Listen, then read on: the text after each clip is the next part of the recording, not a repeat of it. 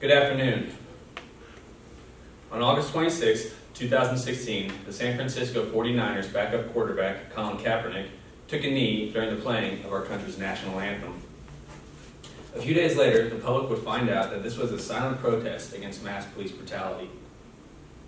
According to NFL.com, Kaepernick was cited saying, "I'm not going to stand up to show pride in a flag for a country that oppresses black people and people of color."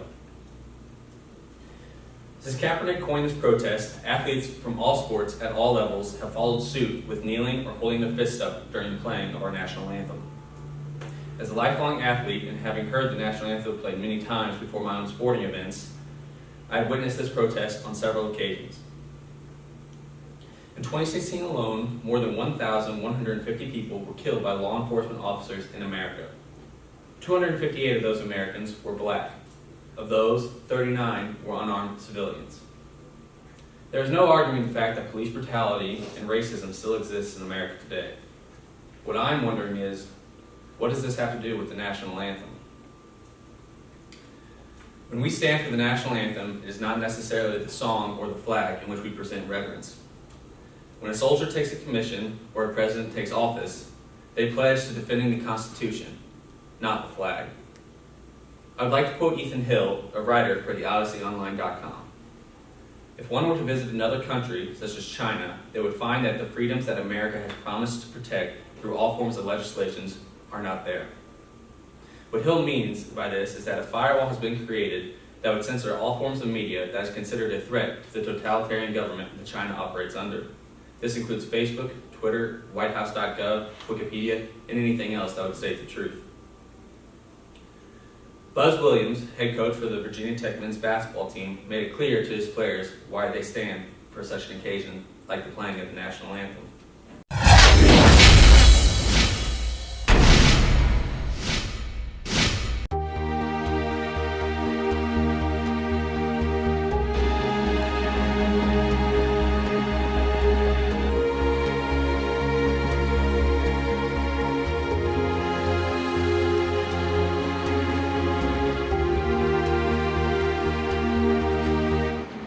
We didn't earn those chairs.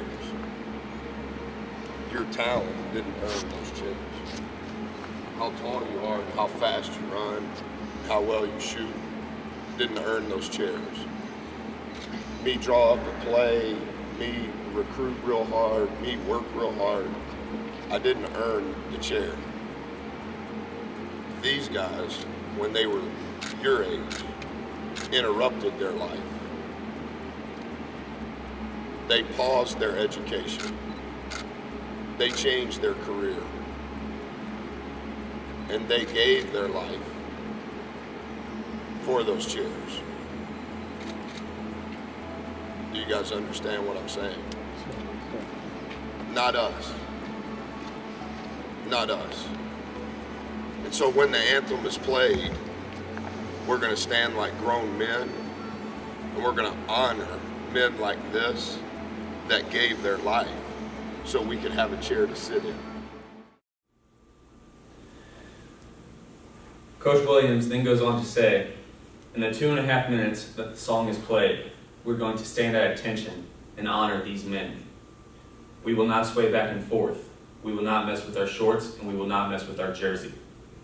I do not care if you sing the words, but you will know the words, and you will respect the words, because those words represent people's lives. That is what I believe Colin Kaepernick does not understand. The national anthem represents people's lives, lives of people that were born before myself, my father, and father before him. In another one of Kaepernick's interviews, he was cited saying, "I do not want to see another Sandra Bland, Walter Scott, or Eric Garner. The list goes on and on." Yes, these events were very, very tragic. However, Mr. Kaepernick, I too have a list that goes on and on. Michael Murphy, Matthew Axelson, Bobby Lee, Thomas L. Lester, Alex Pincala, Skip Muck, going all the way back to the Civil War with Sullivan Ballou, and there are countless other names that have come before these individuals that have given their lives in the line of fire protecting this country and your right to kneel during the national anthem. I'd like to close with yet another quote from Mr. Ethan Hill. Our national anthem is a question. Oh, say, can you see by the dawn's early light? The anthem is a poem about whether you can still see our nation's flag standing in the background of chaos and failure. My only statement to the young gentleman who decided to sit and protest, do you still see that flag? Because I'm pretty sure if we did not defeat Nazi Germany or the Empire of Japan, that we would be seeing a different flag today. If you want to protest about something, sitting down during the national anthem is not the time nor the place to do this. Despite all the chaos our country has seen, from police killings to terrorist attacks on American soil, our flag has never been removed. It has never been tattered and has never been lowered so our enemy can raise theirs. That is why we stand for the national anthem. It's because thousands have died for your right to say, I can still see that flag. Thank you.